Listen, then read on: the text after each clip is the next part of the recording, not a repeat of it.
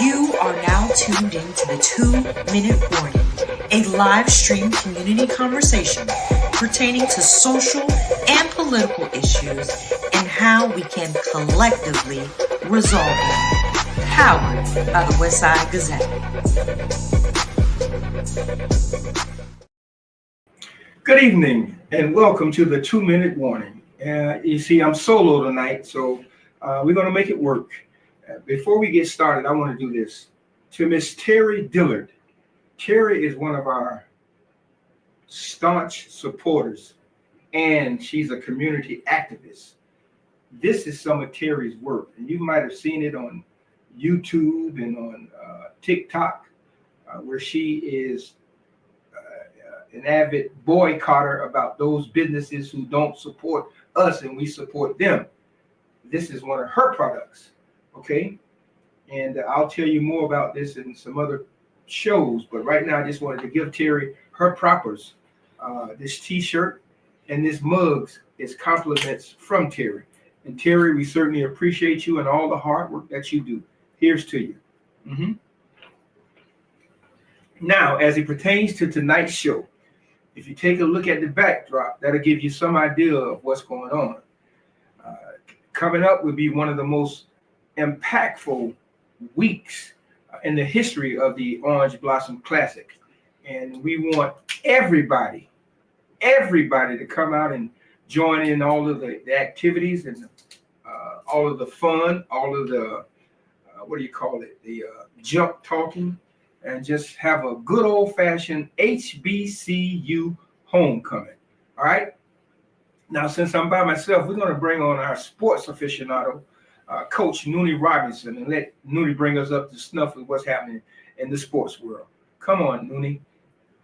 All right. Thank you, Bobby. And I hope everybody has a great time tonight. I just wanted to mention a few things before I get to the Orange Blossom Classic, for which I have some very, I think, important opinions.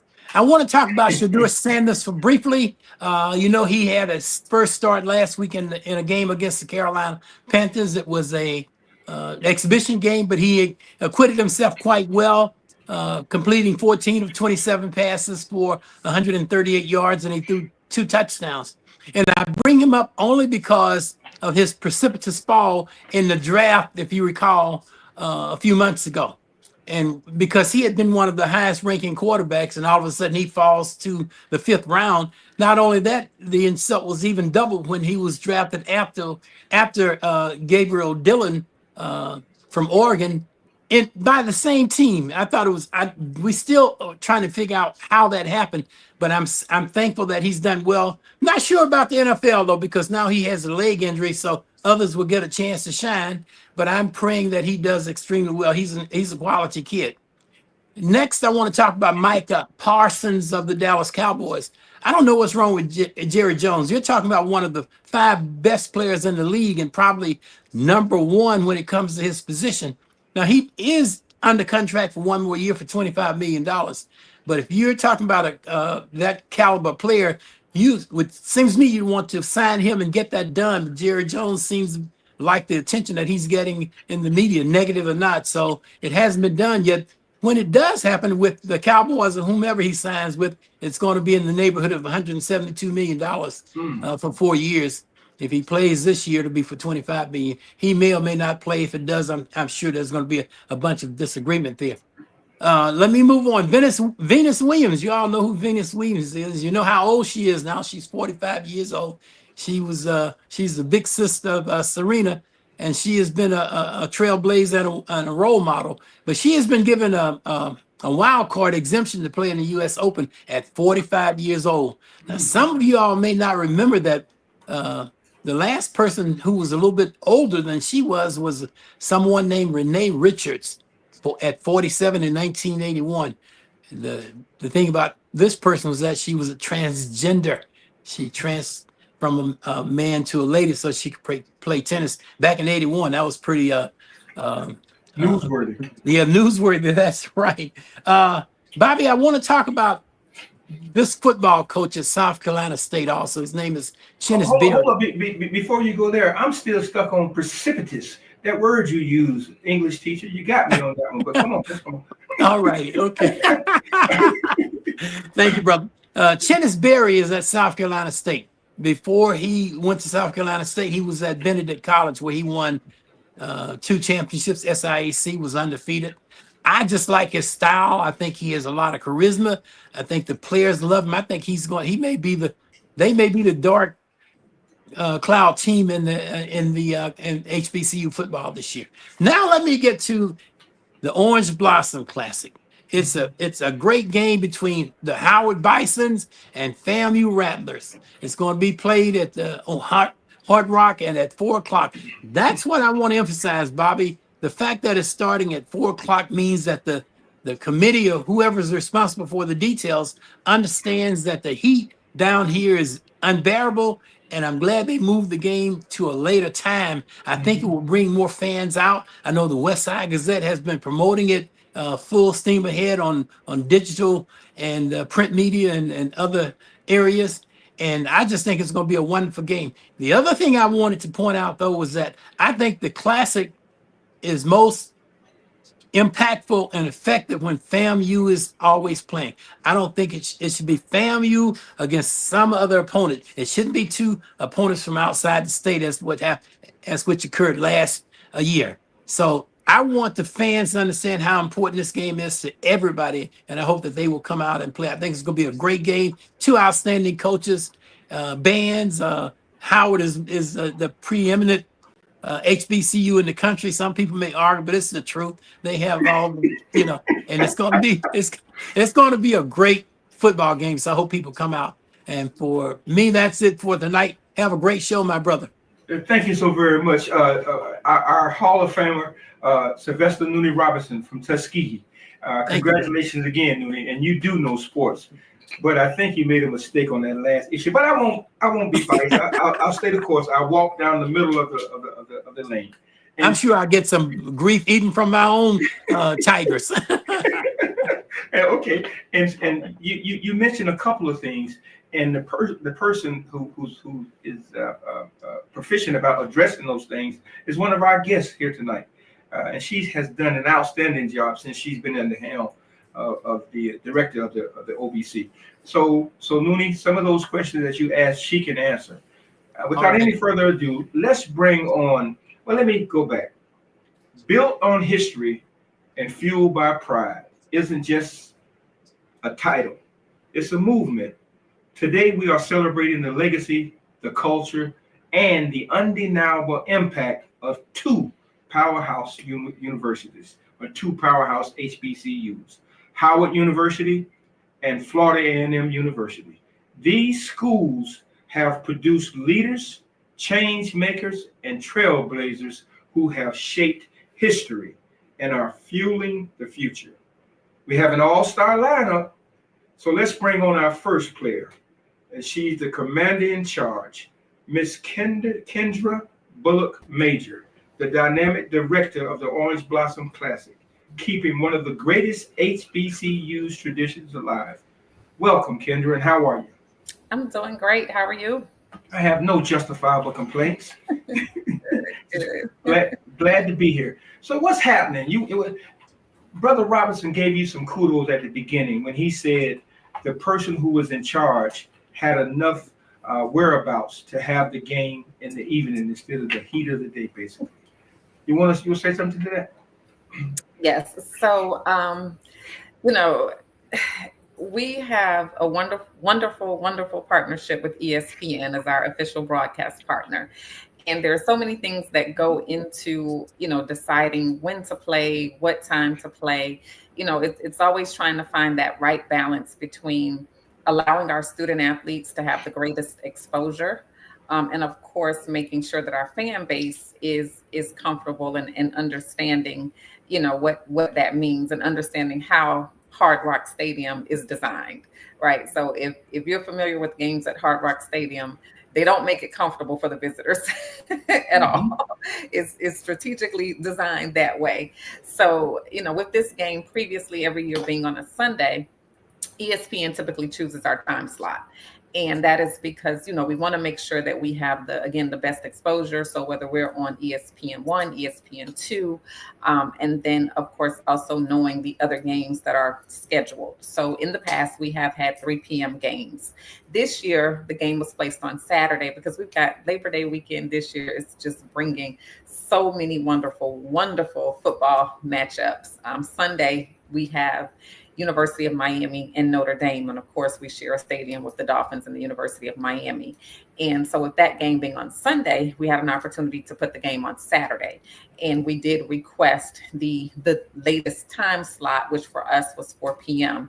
And what that also meant was that we would have to shift our channel. So this year we're on ESPNU, which is still really, really, really good exposure. But we did ask for the latest possible time slot, knowing that, we're always trying to find that right balance between satisfying our fan base and, as I said, getting the game, getting our kids, our student athletes, the best exposure. Now, we could have a 7 p.m. game. We could have a 10 p.m. game if we went streaming to ESPN Plus. Okay. But knowing that we want our student athletes, our brands to be broadcast on linear television, we, take the time slots that are available based on what's going on with the other inventory with whatever games are being played that weekend. Well, so that's that's good. That's a segue into another question that I have for you, Kendra. Walk us through what it takes to pull off the OBC. It's a lot of work. People always ask, is this something that goes on year round? And I'm like, yeah, once we leave the stadium, we rest for a couple of weeks and then we're right back at it. So it is a year round process. You're always needing to identify partners. You're having to have conversations with all of our various visitors bureaus and municipalities, our county government, various people who are involved in assisting with funding. We're working to put together events that are going to be exciting. It's a lot that goes into it, and trying to, make it an event that, as our theme this year, built on history, fueled by pride, we're one of a few events where, because this game originally took place from 1933 to 1978, there's often pressure in making sure that we always pay tribute to that original game. So when you think about the parades, and as you mentioned, Mr. Robinson, we FAMU was always a part of the Orange Blossom Classic. So there's always a lot of pressure to make sure that you're paying, tribute to the original classic, and then at the same time putting together a product that our current generation can enjoy. So our fans range from 80 to 8. So we have to find something for everyone in between. Okay. Yeah. Okay. Now again, since this event, it impacts the community. The OBC is more than football. It's a week-long celebration, right? Mm-hmm. What are some of your favorite off the field events? I love our luncheon. That our scholarship fundraiser luncheon is that fundraising opportunity for us to raise funds for our scholarship program. So I really, of course, love that. Number one, because of the mission. Number two, the luncheon. It's probably the one time I get to sit down for 2 hours during the weekend. But it gives us an opportunity to network. So many people attend our luncheon. That's one of the places I would say, if you owe anybody money, don't come to the luncheon, because you're probably going to run into them. That they're there. They come out. And it's great from a networking standpoint. Believe it or not, my other favorite part of the weekend is the pregame, just before the game kicks off. So I have a moment personally where I've always told my team, once we get to the game, once we know that the teams are on the field, once we know that the referees are on the field, that's 3 hours where everything that happens is beyond our control. That's up to the coaches, the players, and everybody else. But my moment is usually, I really, really take pride in how we produce our pregame show. So, I'm really selective in who sings the Black National Anthem. I'm selective in who sings the national anthem. I'm selective in, making sure that we have the flag and the community people who, stand out on the field to hold the flag. So that pregame show for me is the precursor to the big thing that we've all been waiting for all week. So I just kind of stand under the tunnel, watch the pregame show, and I exhale, and I'm like, okay, I'm done until it's time to have the trophy presentation. Mhm. Ms. Bullock, I remember when Jackson State was here. It was extremely hot, water shortage, and all kind of other things were happening, and there was a community activity that actually uh, not raised, but collected water to send to Jackson. Is anything along those lines happening? Any what do I call it? Cause? Community events. So, Yes. and you're right, that water distribution, believe it or not, was very impromptu. Just a couple of days before Jackson State was scheduled to arrive, they had not been on campus. They were staying in a hotel because they did not have water in their dorms. And Dion, in our pregame press conference, mentioned that. And so from that, we started getting calls from the community saying, hey, what can we do? And we pulled up to Betty T. Ferguson Community Center in Miami Gardens. We told people, hey, if you bring a case of water, we'll give you a pair of tickets. And people just started coming out in droves to the point where we had to get UPS involved. They filled up a trailer of, because then we had to get the water back to Jackson. So it was so much water, they couldn't take it back on the team's equipment truck. So, that was just a true testament, number one, to how our community responds, when people are in crisis, whether they're local or not. So that was a beautiful moment. But every year we do have community events. That's another thing that's really important. The Orange Blossom Classic, one of our taglines is One Big Community, OBC. And so each year we partner with Career Source South Florida. Thank you, Mr. Rick Beasley. We partner with them to put on a career fair. And we usually have about 40 employers that come out, and then some of our corporate partners as well. They bring their human resources teams down, and they're right there to not only, give people information about available jobs, but they actually will conduct interviews. And we have had individuals who have been hired on the spot. Also, we have our Careers in Sports and Entertainment Symposium. So for individuals who may be interested in careers off the field, that's an opportunity to come and hear from other professionals who are in the industry. And there's an opportunity for them to learn more about how to break into that space. And those events are free to the community. And then prior to the game, I host a women's conference called the Elevation Experience. And that conference is geared towards specifically women who are in entrepreneurship, women who, want to, again, be in the sports and entertainment industry. We have vendors who come out to showcase their products and small business showcases. You can get all kind of information from how to incorporate your business to how to brand your business, all the way down to dressing for success. So those are my ways of, making sure that we give back to our women, we give back to young people, and we give back to individuals who, from an economic standpoint, who may be looking to improve themselves through career changes. So that's where we get our One Big Community tagline from. And that's great. The Orange Blossom Classic is more than just a game. It's an experience. So Kendra, what is the soul of the OBC? Oh, wow. It's hard to pinpoint just one thing, but it just HBCU culture, period. So the bands, the halftime show, we have a lot of nightlife. So our opening night party, the entertainment, we have a free fan fest before the game where on this year, Ball Greasy, that was for the ladies, Ball Greasy will be performing live.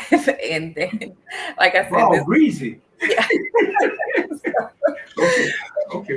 Right. So we've had so many people to grace our stage. And then, this is also, I say that this is one weekend that brings sports, entertainment, politics, social justice. We've had the National Black Caucus of State Legislators who have hosted their national conference with us during the OBC weekend. We've had the Florida Black Caucus of State Legislators who've hosted their conference. We've had the Florida Professional Black Lobbyist Association, who's hosted their conferences here. We had last year Ben Crump as our keynote speaker for our luncheon. When we started back in 2021, we were, of course, just coming off of COVID, and we were at the height of the Black Lives Matter movement. So we were just coming from the death of George Floyd and Breonna Taylor. So Ben Crump was there with us, with the families of George Floyd and Breonna Taylor. So we recognized them on the field, and, you know, they were in the parade. So this is one event that, again, from politics to social justice to entertainment, you name it, is baked into 1 week. Okay. And now, for those viewers, if you, and I know a lot of media has all the information that you need to purchase tickets, the activities. But if you, Ms. Bulluck, if you would, could you put a number that, in case they're missing it in the media, that they can call or perhaps have some information? Sure. So they could call our Put it in office. the chat box. Mm-hmm. Oh, okay. They can call our office at 305-779-8560. And then they can also visit our website at orangeblossomclassic.com. Mm-hmm. There was one of the questions the viewer had is, will there be a parade this year? So no, there will not be a parade this year. With the game again being on Saturday, you know, typically we would have our parade on Saturday morning. So we weren't able to do the parade this year, but as soon as the game comes back on Sunday, we will be having the parade. Okay. Let me ask you this. Mm-hmm. If you could pick your dream matchup for the OBC, who would it be? Oh, you know, I think probably I'm going to say FAMU and Southern. They always put on a really good show, but I am super excited about this matchup. It is really like right there between the one we have this year and probably, so I would have to go with two. I think we knocked it out the park this year with FAMU and Howard, especially considering that the very first OBC in 1933 was FAMU and Howard, which is where our Built on History theme comes from. But if I had to, you know, I would have to go with two. I'd have to say my next one would be FAMU and Southern. Okay, very good. I want you to complete this sentence.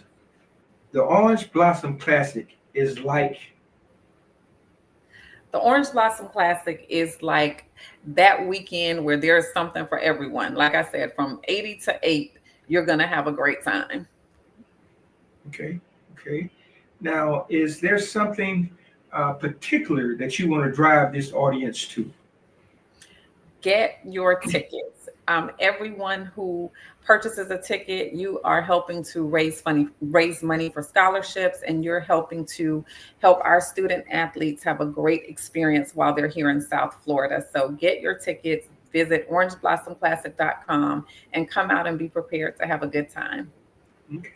Now, as we wind down, we got two more guests gonna come on. So as we wind down, what's the most unexpected challenge that you had to face in your position? I would say last year dealing with the absence of FAMU.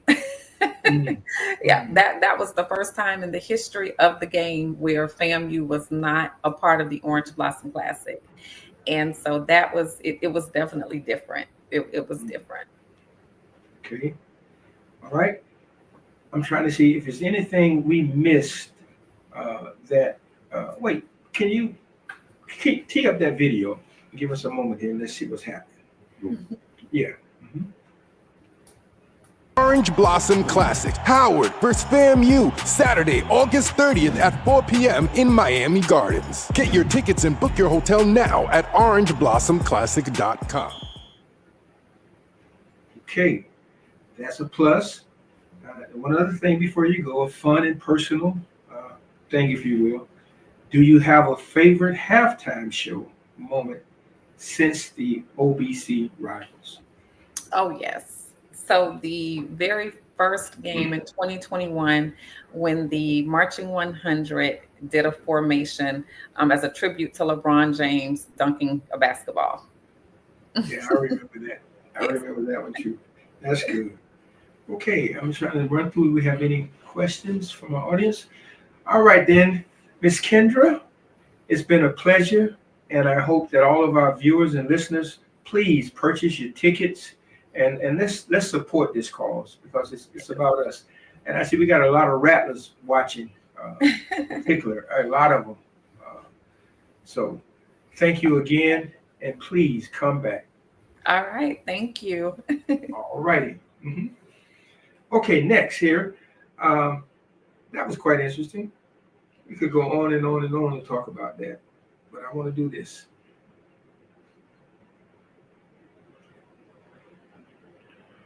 Okay. Excuse me. Our next two guests are Naomi Piden, president of the Howard University Alumni Club of South Florida, and she's carrying the Bison spirit with her in style. We bring on Miss Naomi, and joining Naomi will be Miss Kelly Marshall, president of the Florida A&M University National Alumni Association, Dade County chapter, repping Rattler Pride with a bite. Good evening, ladies. Good evening. Good evening. All right. So y'all just heard from the director of the OBC. You got anything you want to add to it? I agreed with everything she said. So I would say first, I'm for the South Dade chapter. There are so many Rattlers in the Miami-Dade, South Florida area that we actually have two chapters. But FAMU, this has been a long history, and we are glad to be a part of it. It's a great recruiting tool and exposure for all HBCUs, not just for FAM, although obviously that's where my heart is. But it's a great recruiting tool to have and to be a part of the Orange Blossom Classic again. Very good. With Zakia, South Florida is an interesting place, especially for Black professionals. And I think this game allows Black professionals to be in the same space and to bring in and recruit youth, like Zakia said, and just have a weekend of camaraderie. Very good. Now let's do this. We're going to step back for a moment. Introduce yourselves. Who are we talking to? Let's go with you first, Naomi. So my name is Naomi Payne. I am a 2013 graduate of Howard University. I moved back home. I'm born and raised in Miami, Florida. Moved back home after I graduated. Got 2 master's degrees from the University of Miami and have been in service in the Alumni Club of South Florida since 2017. Okay. Ms. Kelly? Okay, so I am Zakia Kelly Marshall. I am also born and raised from Southwest Miami-Dade. I'm a Humphreys era, what I like to refer to as a Humphreys era Rattler. And I moved home as well afterwards. Got married to my husband, who I met at FAM. He's one of Billy Joe's boys. And we have 3 children, and this is my 21st. Today's the first day of school, so for all my educators, I feel you today. But this is my 21st year teaching for Miami-Dade County Public Schools. Okay, very good. Now, Naomi, are you're a professor or teacher as well, right? I'm a professor at Miami-Dade College, yes. Okay. So we got a connection here, right? Both of you have attended 2 of the premier HBCUs in the world, in the country. And that's something to be proud of. And now you're giving back. What does it mean to you coming from HBCUs and now capable of producing more HBUs students? Well, I know before I worked for Miami-Dade College, I was working with Miami-Dade County Public Schools as well. And up until last year, I assisted a young student into earning his admission into Morehouse College. And I just honor and support any student that is looking to go to an HBCU because it's so much more than just a college. It's an experience. It's a life-changing and life-altering experience to attend an HBCU, especially as a young Black student here in Miami, Florida.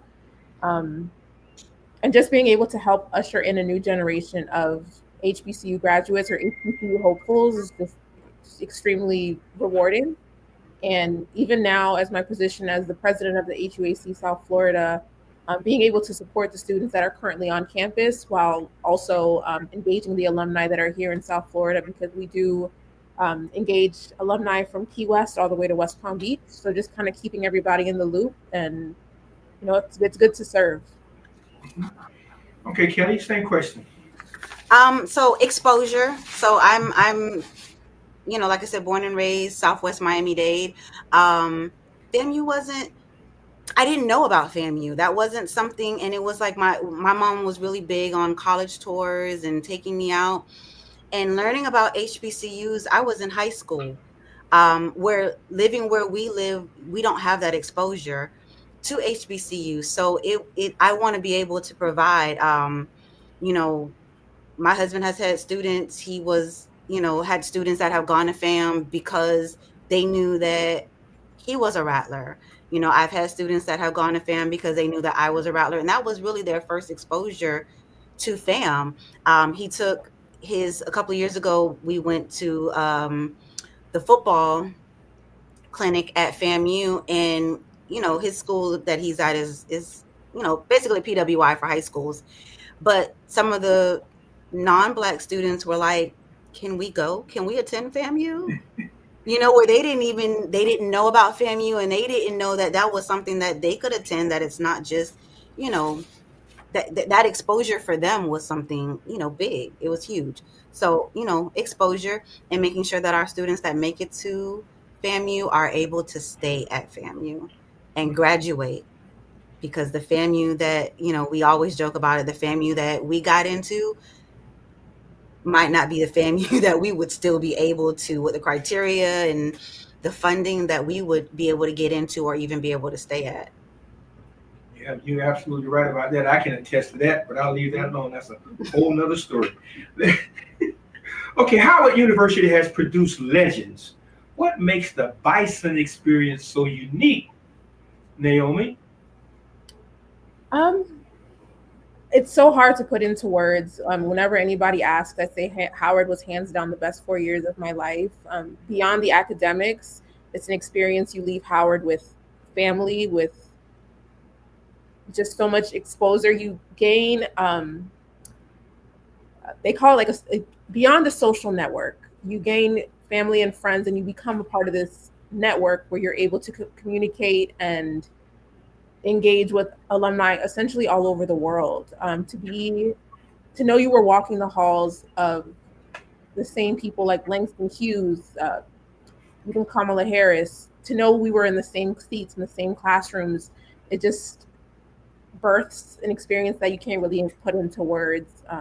I know I make it a habit to go back at least once or twice a year just to see the campus and to know that I'm part of this outstanding legacy that's been around now for over 150 years. Okay, very good. FAMU pride runs deep. It does. What's one tradition that every Rattler carries for life? And I'm talking to you, Mrs. Kelly. One tradition every Rattler carries for life. I think that Rattler pride, we always take that sense, and when I say pride, that we are second to none. It doesn't matter what our rankings is, it doesn't matter what's going on FAMU, we always carry as if nothing else exists. Like there's no other, we love and support all the other HBCUs, but the way we promote that Rattler spirit and that Rattler pride is second to none. I'm trying to contain myself and not be biased. It's hard. It really is. I'm serious, but it's all good. It's all good. Okay, back to you, Naomi. What's your favorite Howard Pride moment here in South Florida?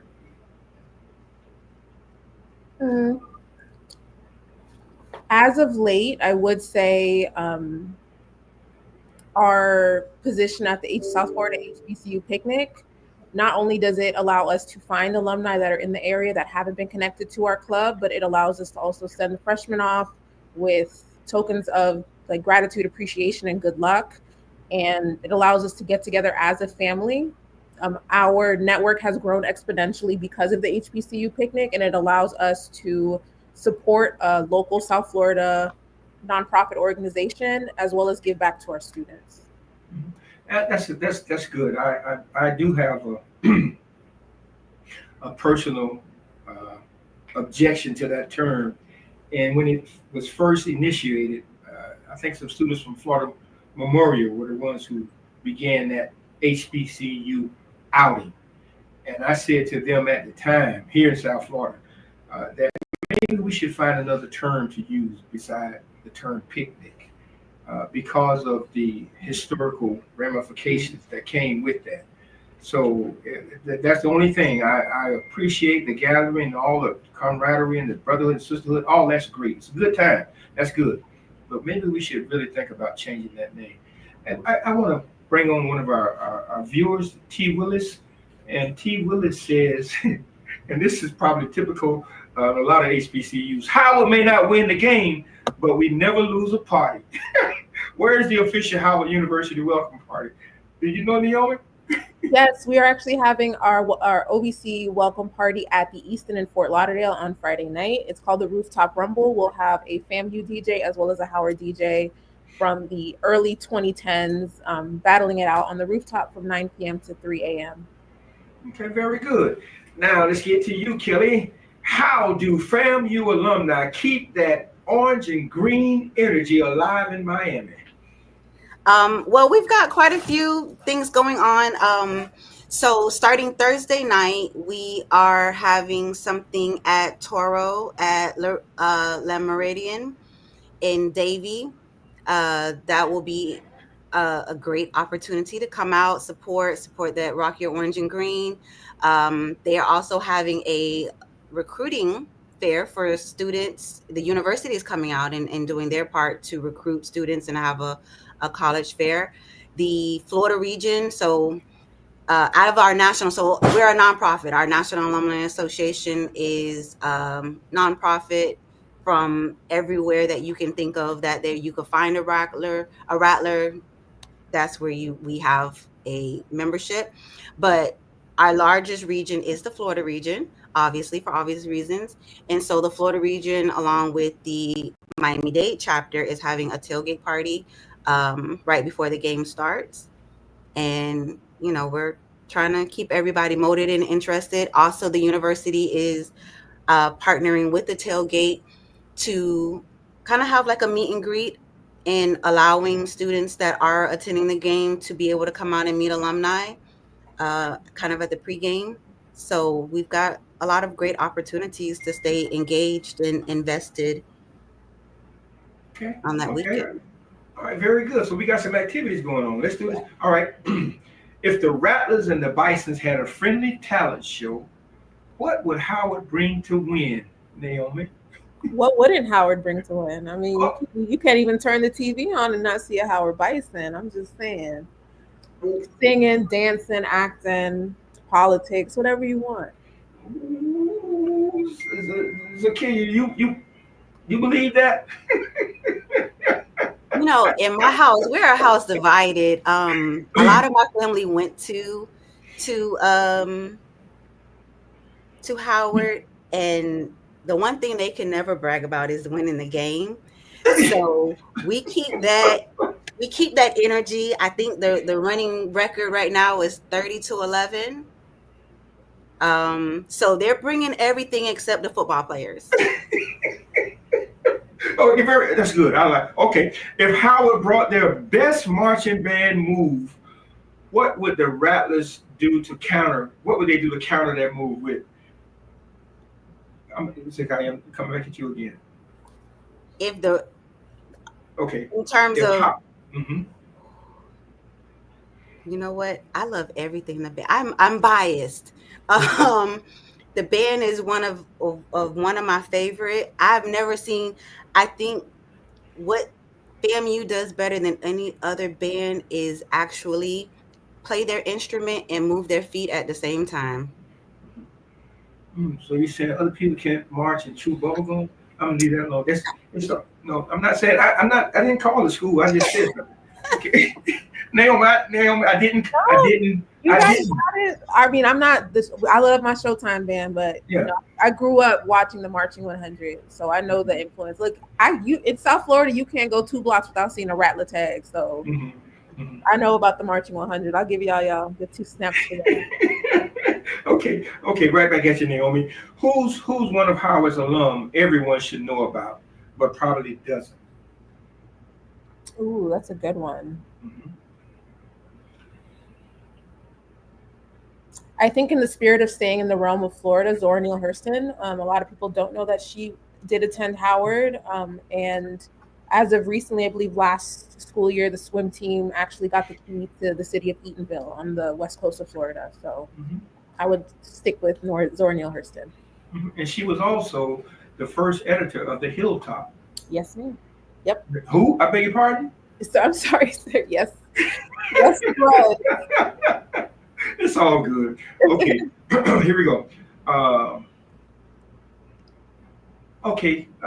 Kelly, what's your favorite FAMU homecoming or OBC memory? So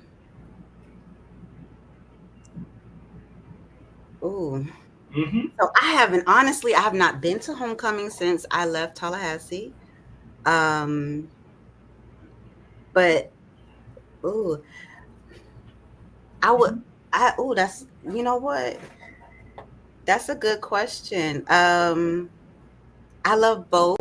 I love the Orange Blossom Classic. So obviously neither one of us, I was born in 1978. So I missed, and one of the things I do love to hear is my former chapter president talk about growing up in an era with the Orange Blossom Classic in Miami and how much it meant to the community and growing up. And I do love the vibe that they have kind of brought back recently with the parades. So the last Orange Blossom Classic, I would say the parade was probably one of my favorite things to participate in, because I was actually in the parade and that was my first time being in a parade. And when it comes to homecoming, for FAM, I would probably say I'm a football person, so I do stay from first quarter. I am not one of those that leaves at halftime, so I do stay from first quarter to last quarter, even when the score is embarrassingly out of hand and ridiculous. But I would actually probably say the tailgate vibe outside of Bragg Memorial Stadium is unmatched to anything else that I've experienced. So that would be my favorite homecoming memories. Okay, let's go to our viewers. Let's see what Sonia Robinson is asking. She asked the question, what are some of the things you all are doing to grow your alumni club? Let's go with you first, Naomi. So aside from the South Florida HBCU event that takes place in the summer, where we get probably our largest recruitment effort for local alumni, we actually just, a few members of the South Florida Club just chartered HUAC Caribbean and West Indies. You know, we're in South Florida. We have a huge Caribbean population. Me, myself, and my Vice President, Kier Bascom, are both Caribbean descent. And a lot of students, after they graduate from Howard, relocate to South Florida. So bridging that connection between the West Indies and the Caribbean and the mainland North American United States. So even introducing that club has brought in alumni that identify a Caribbean descent. And yeah, we're just multiplying by the day. Kelly? So like I mentioned before, so I'm part of the South Dade chapter. It's not as dense. It is truly a challenge being from Southwest Miami-Dade. It is not as dense of a population of Rattlers. So while in the northern part of Miami-Dade, South Broward, you would probably find a Rattler tag,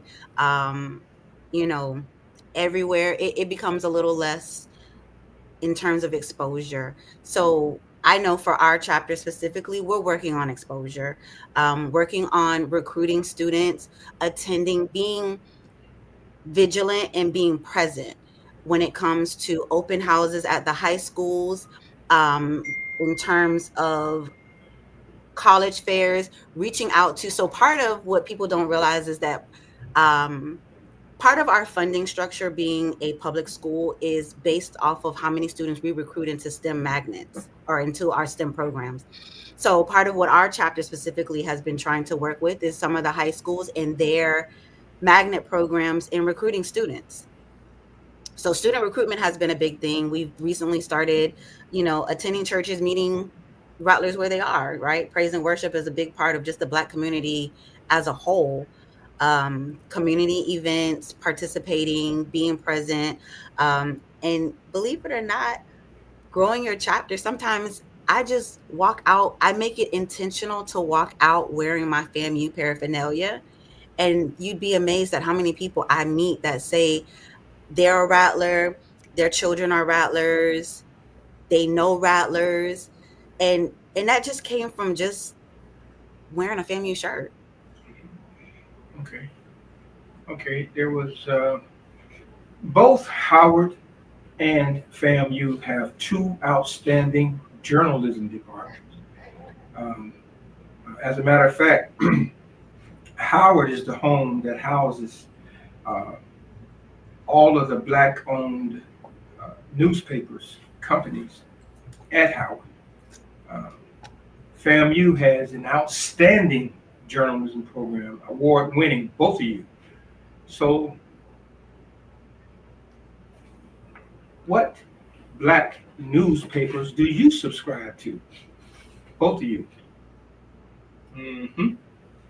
Guilty. Mm-hmm. I can't say that I subscribe. I am completely guilty. I do read, but I can't say that I subscribe. Okay, honest, appreciate it. Mhm. Naomi? I was an alumni. Actually, I was a contributing editor and photographer for the Hilltop, so I still get the Hilltop to my emails regularly. Mm-hmm. What other? I just that one. And see, it's extremely important, and I'm not blasting, putting you on blast, because you all are doing what you're supposed to do, and that's to uplift our race, and you're doing it. So I can't take anything from you. As a matter of fact, I'm extremely proud of what you're doing. You're teaching the children, and you continue to give back, and we need that. Okay, in 3 words, Kelly, I want you to describe Florida A&M University.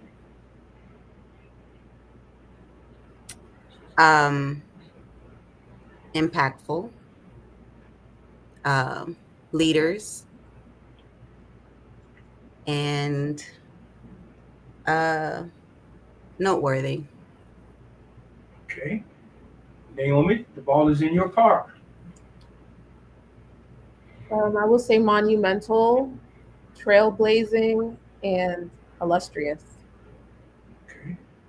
Let's keep this thing going between both of you. The OBC celebrates more than football. What cultural traditions from Howard and FAMU shine brightest during Classic Weekend? Naomi? So this is all essential. I don't want to say brand new to Howard, of course, as Kendra mentioned, but we were the first. The matchup was FAMU Howard in the first Orange Blossom Classic. So even at the press conference that took place about a month and a half ago, it's just a matter of camaraderie. I know Howard is excited to come down here in South Florida, and we're excited to host them. And I guess what makes it a little bit more exciting for us is all 4 coaches are also Florida born and bred. So yeah, we're just extremely excited to be down here and to be able to witness history again. Okay. Kelly?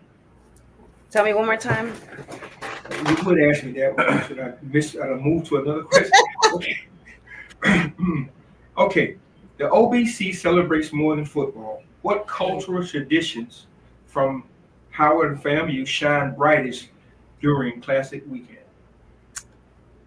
Ooh, it kills that whole stereotype that we're not educated and that we can't do things in a peaceful, and we can't have that camaraderie in a positive way. And I think it showcases that we are educated, that we are in having it. Howard ranks as one of the number one HBCUs, and FAMU ranks as the number one public HBCU. And that exposure alone is priceless in a city that I think we tend to get lost in what the media portrays us to be. Very good. I want to go back to the viewers, and I would, the last one, is that D Nice Travels? Denise. Okay. And the question that is asked, which is a very good question. I don't know if either one of us can answer this right now. Hello from Australia. RHU alum here from Fort Lauderdale. Please advise, what channel can I watch the game? We have to, anybody know? It's going to be on ESPN. ESPNU. ESPN, you got it. Yes. Okay. The relevancy of HBCUs, how important, how needed are HBCUs? Naomi, you first. Yeah, I think the importance of HBCUs is not really quantifiable. I think, and I know Zakia will say the same, there's an experience you get on an HBCU campus that you cannot compare to any other experience. Even talking with peers now who didn't attend an HBCU, like, oh, but you know, what is the big deal about going to a school that's predominantly Black? And I know for me, it was the first time that I really felt like I was in community and I didn't have to mask any pieces of myself. And it allowed me to get the foundation to have better discernment and more determination. And I think even despite being a 2-time UM alum, Howard is my foundation, and I take Howard with me wherever I go. Right on. Okay, so attending an HBCU, and I agree with everything, it's going someplace where you are celebrated and not just tolerated. You don't feel like you're in someone else's space. You don't feel that you are you're authentically you. Like you are allowed to be yourself. And we come in all different, fashions. You don't feel like you have to fit in to a setting, or that you're choosing a side, right? No matter what it is that you're into or whatever, there's still people there, but it's just a space where you don't feel like you're choosing. You can be authentically you. Very good. Okay, as we approach the top of the hour, can you put your contact information in the chat, so if somebody wants to join your organizations, they can. Okay, all right. Okay, now I want you, Naomi, to give us your best one-liner to hype up Howard before game day. I'm just going to echo what Tanisha said. We may have lost the game, but we've never lost the party. So see you guys on Labor Day weekend. Okay. And now, Kelly, I want you to finish this sentence. When the Rattlers strike, we will strike, and strike again. Okay. That was a give me. That's okay. That was a good one. That was the one when the question was asked about what tradition or what was. Every Rattler knows that when we strike. That's right. That's just one. Okay. And that's the Humphreys era. The Rattler charge was written by Dr. Humphreys. Mm-hmm. Can you repeat it? Oh no. See, I'm not that talented. I can go along with it. I know most of it, but I honestly know I could not repeat all of it from start to finish. I should be able to, huh? Give us a little bit. Come on.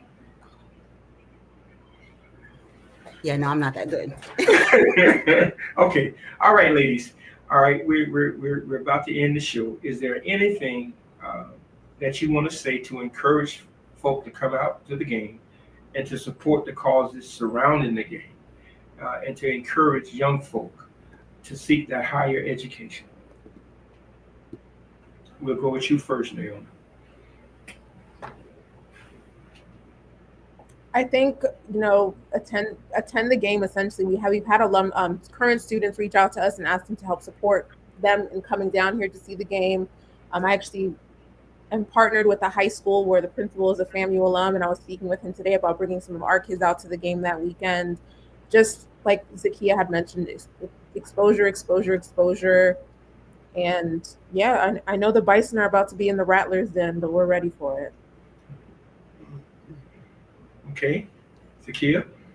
I think, like I said, this is a great opportunity. It's a having the Orange Blossom Classic is like an economic powerhouse in South Florida.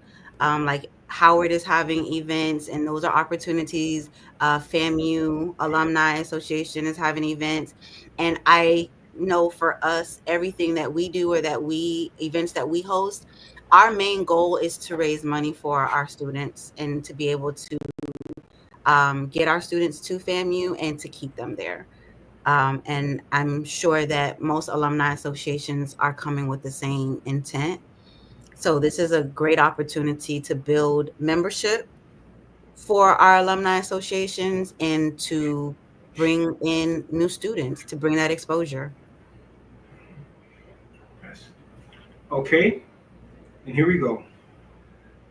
If you want to find out where the activities are, you can check our website, our newsletter, Instagram, Facebook. So too is the OBC. Hip. Lord, Jessica, I'm about to mispronounce your media. But just go online to 8 Orange Blossom Classic, and you'll find all the details you want. I do apologize for that. And as we prepare to end our show, we've heard it loud and clear. Howard pride, FAMU spirit, and OBC tradition are alive, well, and unstoppable. The Orange Blossom Classic isn't just about scoreboard.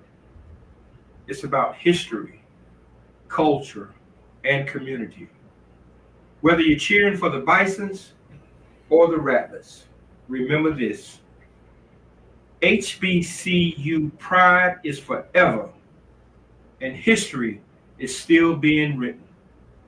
Until next time, stay built on history, stay fueled by pride, and we'll see you at the game. All right? Good night. God bless, and thank you so very much. All right. Rattlers. Things up.